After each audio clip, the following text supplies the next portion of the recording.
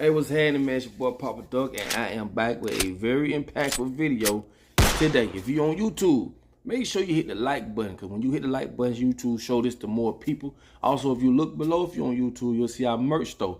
Everything that y'all buy for our merch store goes back to the channel to help spread the message. Listen, I want y'all to check out this video, okay? Very, very, very important video, okay?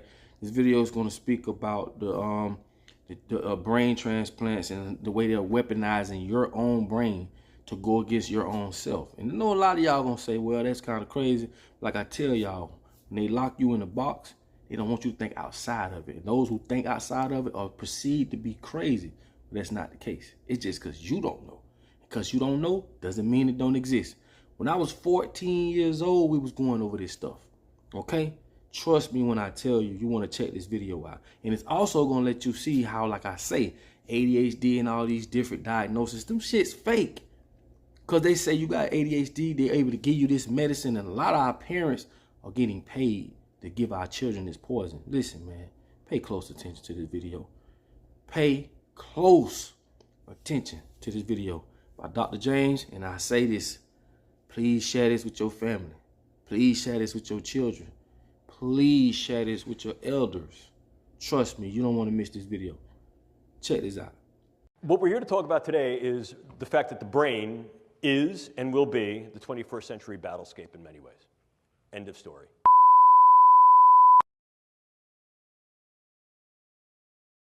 You will encounter some form of neurocognitive science that has been weaponized not only in your military career, but in your personal and professional lives.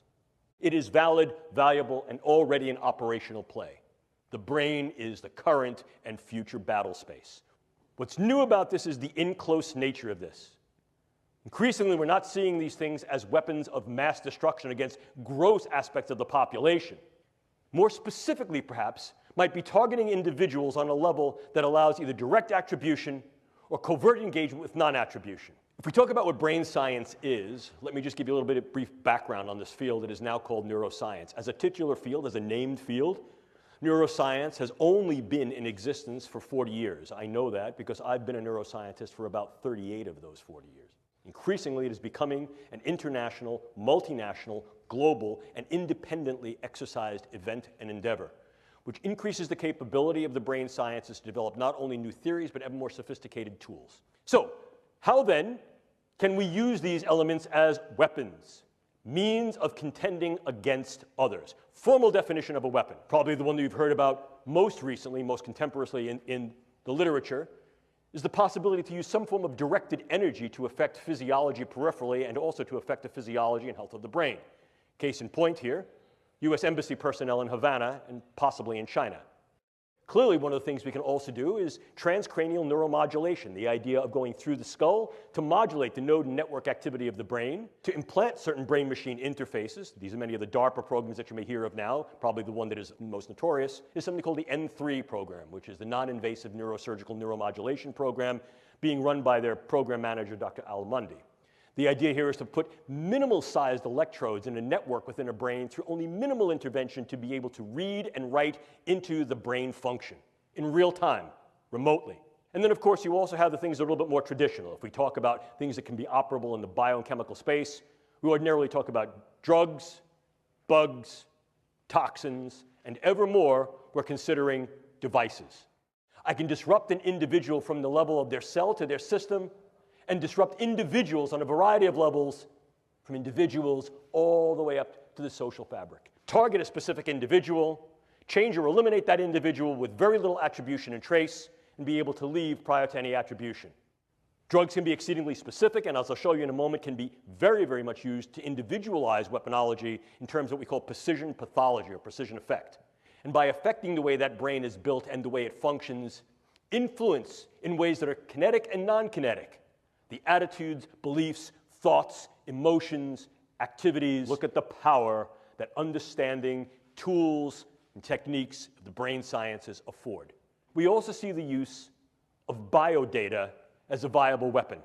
Manipulating biodata so that I can then put into your particular medical records subtle information that may change the disposition of whether you're sick or not, change how you're treated, influence the postures that go to you in terms of insurance, care, viability for military service.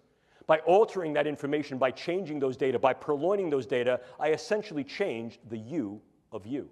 And I can do that in very subtle and insidious ways. Furthermore, I can do that on a variety of different levels that can affect key individuals so that, in fact, your medical record changes to thereby render you incapable or at least invalid to be able to serve in a way you're serving. Or I can do that on a much larger scale, groups, populations. And if I change those data, I change the way you're being regarded and treated. And I can do that in one of two ways. I can do it in such a way that you're going to be regarded in a negative sense, or I can do that in such a way that I'm going to treat you incorrectly.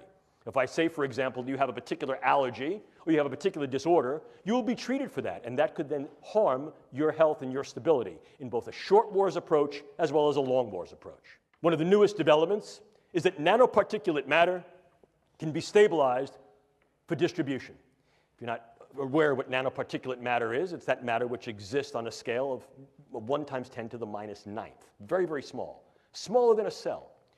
And we can manufacture materials that have discrete properties that can be controlled by virtue of bioengineering and their physical chemistry.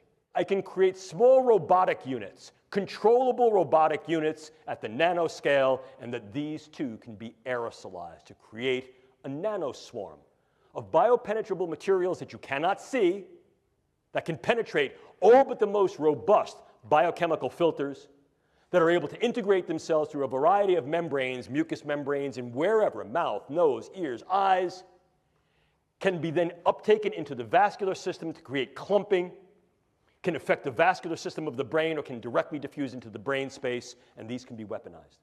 And they can be done in such a level that their presence is almost impossible to detect, and as such, the attribution becomes exceedingly difficult to demonstrate.